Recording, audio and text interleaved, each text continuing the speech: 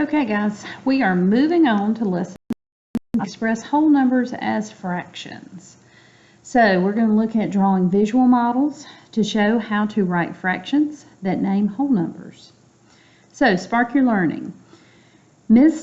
class has 8 bags of flour. Each bag weighs 1/4 pound.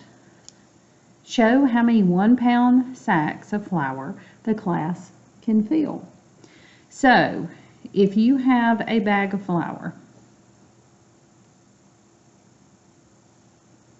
and it is 1/4 pound and she has 8 of those bags,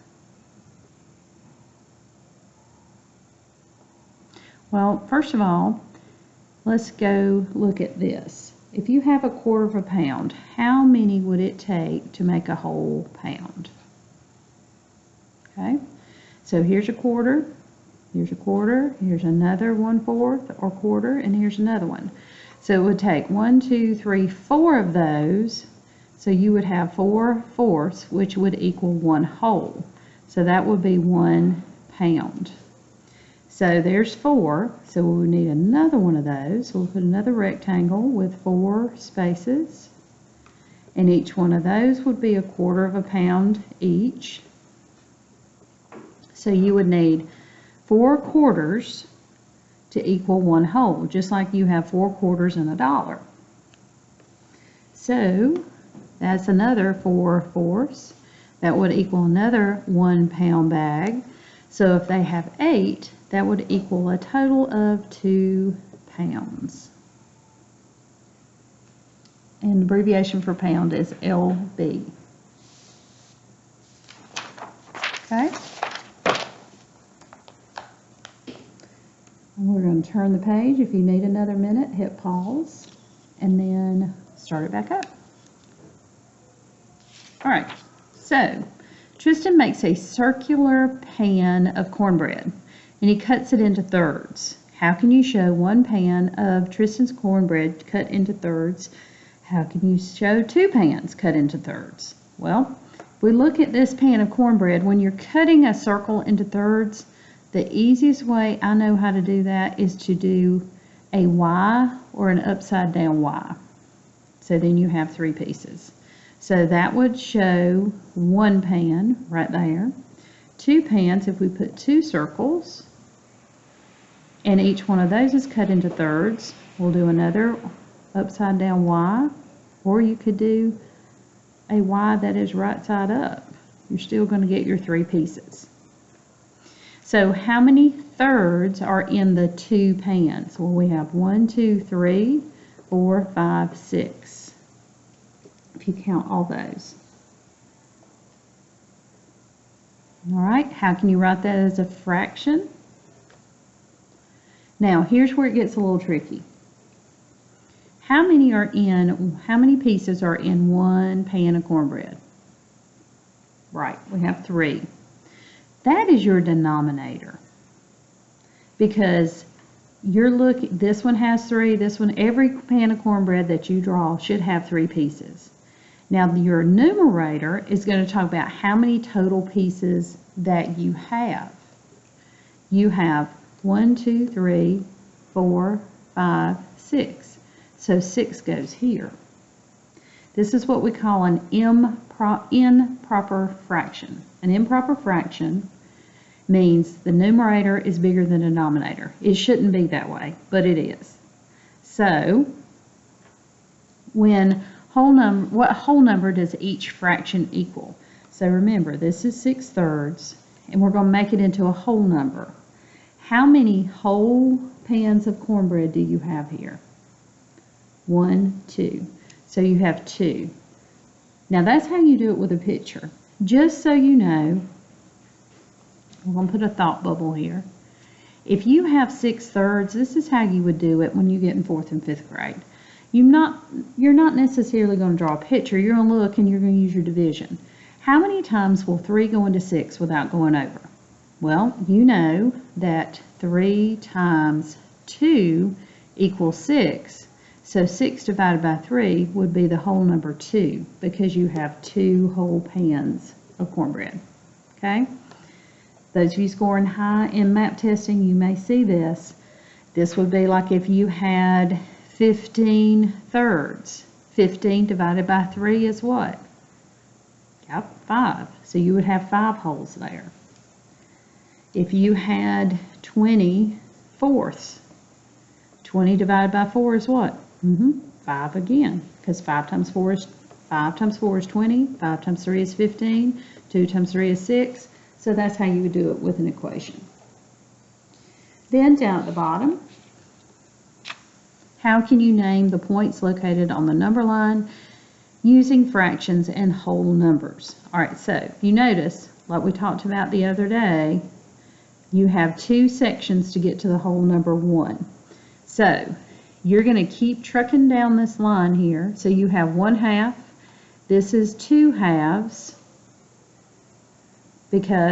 but now your denominator is always going to be 2 because between each whole number, you're dividing it into 2 pieces. Your numerator is what's going to change because you're hopped 1 time, 2 times, 3, 4 times, so it's 4/2. 5, 6, so this is 6/2. And 4/2, well, think, what times 2 gives me 4? 2. So that's your whole number 2. 6 divided by 2, what times 2 equals 6? That's right, 3. So 3 goes there. Okay, so how many equal lengths are there from 0 to 1? So we have 1, 2. 2 equal lengths here and here. What whole number and fraction represents 4 equal lengths? Well, here's 1, 2, 3, 4. So we're right here. So that means that would be 4/2 or a whole number 2. Then it asks about 6 equal lengths. We got 1, 2, 3, 4, 5, 6. So that is 6/2 or whole number 3. You see where all that's coming from? Okay. Whoops, let me scoot that up. You can't see the bottom.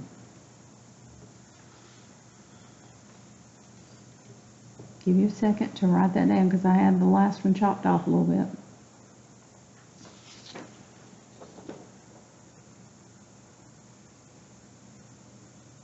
Pause it if you need to. If not, we're going to move on to Tim and his tortillas. All right. Tim uses 4 tortillas halves to make tortilla chips. Rita uses 9/3 to make her tortilla chips. How many whole tortillas do they each use? All right, so let's set this up. Here's Tim. He uses 4/2. So that means he has a tortilla cut into half. So there's 2/2. So we got to do another one. So here's 1/2, 2/2, 3/2, and 4/2. Okay. Then Rita, let's put her here. We'll put a little squiggle line to divide them. She uses 9/3. So here's that circle and that Y shape to cut it up. So here's 1/3, 1/3, 1/3. So there's 3. We've got to get to 9. 1/3, 1/3, 1/3. So that gives us 6. I think we need one more. What do you think? 1/3, 1/3, 1/3. So you have 1, 2, 3, 4, 5, 6, 7, 8, 9. So you have 9/3. Now, the question is, how many whole tortillas do they each use? So Tim uses 2 whole tortillas. Rita uses this one, and this one. So she uses 3. Then down here it says what fraction. So Tim uses 1, 2, 3, 4. 4/2. That's how you would write 4/2. That means he would use 2 whole ones. Rita uses 9/3. So we write 9/3, and that means she would have 3 whole tortillas. Then it asks how many whole tortillas do they each use? Well, Tim would be 2, Rita would be 3. Okay? All right, now you're going to try some on your own. Just take your time, work on it carefully, look back if you need to, because this is a little different than what we've done before. Start with number 1, then go all the way to number 6. Let's do the first one together before I set you loose. Each circle is 1 whole. Write a whole number for the fraction for the parts that are shaded. All right, so 6 comes from there are 6 pieces in every one of these circles. The top number is how many are shaded. So you have 1, 2, 3, 4, 5, 6, 7, 8, 9, 10, 11, 12.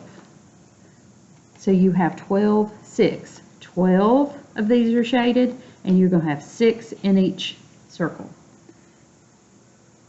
Now if we take that and we make it a whole number, how many whole circles are completely shaded in? This one and this one, so that's 2. So 2 goes right there. Okay? All right, now your job is to work on the back. Finish those up on the back. Pause the video. Work on that carefully while you're paused. I'm going to be paused working through them, and then I'll meet you back here in a couple of minutes and we'll see how you did. Okay. You should have those answered. If you haven't, make sure you pause that video before you check your work, because you got to have your work done first. Now, number 1 we did together before you got started. 2 wholes is the same thing as 12 6. Now on the other side, let's look. Peter uses 8 1/2 fraction circle pieces to make whole circles. Show the whole circles that Peter makes. Now, 8 halves. So that means you have to have 8 halves and put them together like puzzles pieces to find out how many. So we have 1 whole circle that has 2. Then we put 2 more halves together. So we've used up 1, 2, 3, 4. We're halfway there. Here's another circle with 2 halves. That's 6. Another circle with 2 halves, and that would be 8. So he can make 4 whole circles with those 8 1/2 pieces. Then number 3, this one should be easy because we talked about this the other day.